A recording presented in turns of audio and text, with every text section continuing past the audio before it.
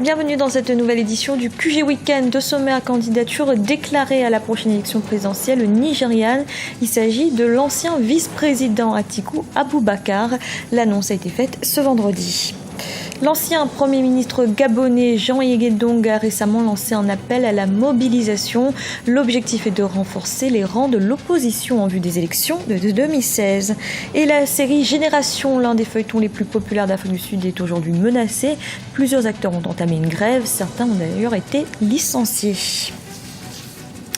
L'ancien vice-président nigérian Atiku Abubakar a donc annoncé ce vendredi sa candidature à l'élection présidentielle prévue le 14 février 2015. Originaire de l'État d'Adamawa dans le nord-est du pays, il avait déjà fait 2 tentatives infructueuses aux présidentielles de 2007 et 2011. Guillaume Durand. Atiku Abubakar participera à l'élection présidentielle du 14 février 2015 au Nigeria.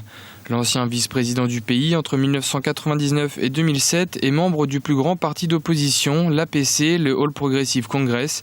Il devrait officiellement annoncer sa candidature le 24 septembre prochain. En février dernier, il se désolidarisait du PDP, le Parti démocratique populaire du président Goodluck Jonathan. Le PDP a abandonné les Nigérians, qui lui ont pourtant donné la vie et mené vers de nombreuses victoires électorales.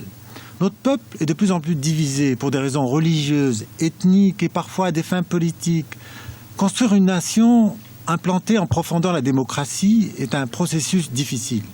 J'ai décidé de représenter l'APC, un parti de changement dont le destin est d'améliorer la vie de nos citoyens et de poursuivre le développement de notre pays, le Nigeria. Atiku Abubakar estime que le temps du changement est venu pour le pays le plus peuplé d'Afrique, aujourd'hui confronté à de nombreux problèmes, notamment sécuritaires, en raison de la présence sur son territoire de la secte islamique Boko Haram. Nous devons saisir le moment pour donner à tout Nigérian une chance de contribuer à redéfinir le Nigeria comme une place pour eux et leurs enfants pour se développer et se sentir en sécurité. Il ne s'agit pas de moi, il s'agit de notre jeunesse, il s'agit des Nigérians, c'est leur futur, pas leur passé. Il s'agit de réformer le gouvernement, sécuriser la population et réconcilier la nation. Après 2 tentatives infructueuses en 2007 et 2011, Atiku Abubakar pourrait cette fois-ci profiter de la crise actuelle rencontrée par le PDP. La volonté de l'actuel président Goodluck Jonathan, un chrétien originaire du Sud, de se représenter en 2015 a provoqué la défection de plusieurs députés et hauts dirigeants du parti. Cette candidature pour un nouveau mandat remet en effet en cause un accord tacite au sein du PDP qui remonte à 1999 et selon lequel le pouvoir suprême doit alterner tous les 8 ans entre chrétiens et musulmans. Et toujours au Nigeria, les normes d'installation des réseaux électriques sont désormais réglementées. Un projet vient en effet d'être validé dans ce sens. Il permettra également de sécuriser davantage l'approvisionnement et la distribution de l'électricité. Un reportage de notre correspondante Afolake Ounioye, commenté à Graziella Chakunte.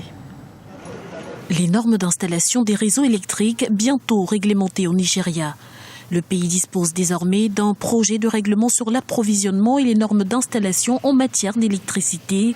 Un projet censé assurer une réglementation technique efficace pour la fiabilité et la sécurité dans le secteur de l'approvisionnement en électricité au Nigeria. La Commission de régulation de l'électricité a impliqué les opérateurs du secteur électrique afin d'assurer une industrie prospère et durable en dépit des soubresauts auxquels est confronté le marché de l'électricité nouvellement privatisée dans le pays. L'état de la distribution d'électricité au Nigeria n'est pas encore là où nous voulons qu'il soit. Il y a des défis qui ont été identifiés et les mesures nécessaires doivent être prises pour y remédier. Aussi, l'amélioration sera progressive et cohérente. L'élaboration d'un tel projet est l'œuvre de la Commission de régulation de l'électricité au Nigeria, NERC.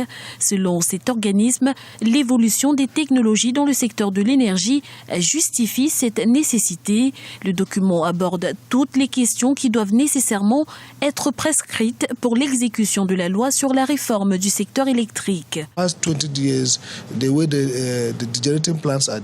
Pour les 20 dernières années, des usines de production sont différentes. Les transformateurs sont beaucoup plus performants, les émetteurs beaucoup plus développés, de sorte que nous puissions être dans le dynamisme de changement et pour cela vous devez avoir des règles, des règlements et des normes qui sont de nature prospective. L'ancien règlement est obsolète mais le nouveau est à jour et prend en compte les changements opérés dans le marché de l'électricité l'électricité et tente de fournir de nouveaux standards, de telle sorte qu'avec la nouvelle technologie, nous ayons toujours un degré élevé de fiabilité et de sécurité. Selon le docteur Sam Hamadi, la mise en œuvre de ce projet d'ici un mois assurera une électricité sécurisée et stable à un prix abordable. Au Gabon, l'ancien Premier ministre Jean Yégué Ndong a récemment lancé un appel à la mobilisation. Il appelle l'opposition à présenter un front uni aux prochaines élections qui auront lieu en 2016. La seule voie, selon lui, pour une victoire sans faille. Un reportage de notre correspondant Douglas Toutoum. À 2 ans de la prochaine élection présidentielle, les acteurs politiques se préparent pour ce grand rendez-vous. L'opposant et signataire de la charte du Front de l'opposition pour l'alternance au Gabon, Jean Yégué Ndong, a lancé l'appel de Nkembo. Un appel invitant tous les militants de l'ex-Union nationale et tous ceux qui aspirent au changement de régime en 2016 à rejoindre les rangs de ce regroupement politique, le Front de l'opposition pour l'alternance, FROPA. À tous ceux qui m'ont toujours soutenu à travers tout le Gabon, pour partager la philosophie du front de l'opposition. Nous devons avoir ça à l'esprit. Cet appel à mobilisation de Jean Yégué Ndong est assurément un indicateur de ce que sera la présidentielle de 2016 au Gabon. Mais à moins de 24 mois de l'échéance, les avis du peuple sont encore partagés, d'autant plus que le candidat unique de l'opposition n'est pas encore connu. Moi, en tant que Gabonais, je ne répondrai pas, vu que les mêmes personnes qui étaient avec le parti au pouvoir se retrouvent dans le camp de l'opposition. Je pense que je ne vais pas les suivre. Je ne suis pas contre celui qui est aujourd'hui, mais néanmoins, moi je demande d'abord nos histoires.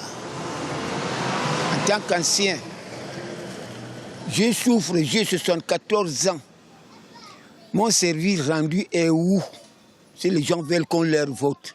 En attendant 2016, l'opposition continue de ratisser large. Le pouvoir, selon les analystes politiques, essaie quant à lui d'éliminer de la course les potentiels candidats d'envergure. En effet, l'accusation du détournement de plus de 98 milliards de francs CFA dont est victime Jean Yégué Ndong pourrait être une de ses stratégies politiques. Dans l'actualité également, le président du Burkina Faso, Blaise Compaoré, prendra part à partir de ce lundi à la conférence internationale des investisseurs qui aura lieu à Dubaï, aux Émirats Arabes Unis. La rencontre est notamment organisée à l'initiative de l'UEMOA, l'Union économique et monétaire ouest-africaine. Cette conférence vise à mobiliser les investissements pour financer les projets de fort impact régional dans les 8 États membres de cet espace. En Afrique du Sud, les acteurs de la série Génération ont l'habitude d'être sous les feux des projecteurs. Mais cette fois-ci, c'est pour une autre raison. Certains d'entre eux ont débuté une grève. Ils réclament de meilleurs salaires et conditions de travail. Mais les producteurs les accusent d'exiger des cachets dignes d'Hollywood. Guillaume Durand.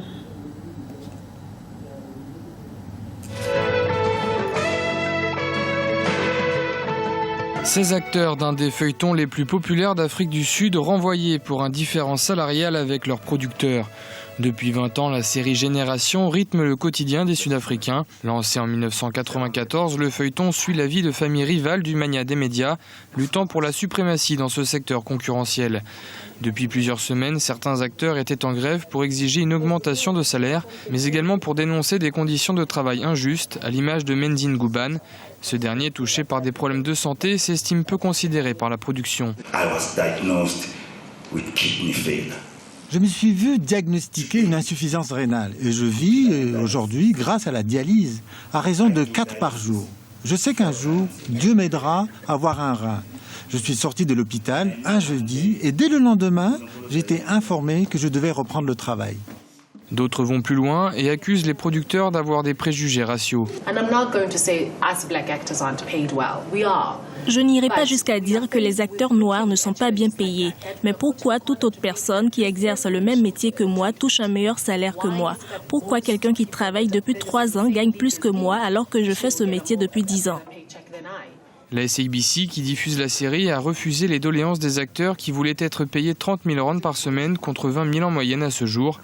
Génération est le feuilleton le plus lucratif pour la chaîne puisque les annonceurs paient jusqu'à 200 000 rands les 30 secondes de publicité. SABC diffuse actuellement les épisodes tournés au cours des 2 derniers mois jusqu'à la fin du mois de septembre. Ils sont quelques 8 millions de téléspectateurs à suivre chaque épisode. C'était le journal de la rédaction. Merci de l'avoir suivi. Retrouvez dans un instant une nouvelle édition du QG Weekend.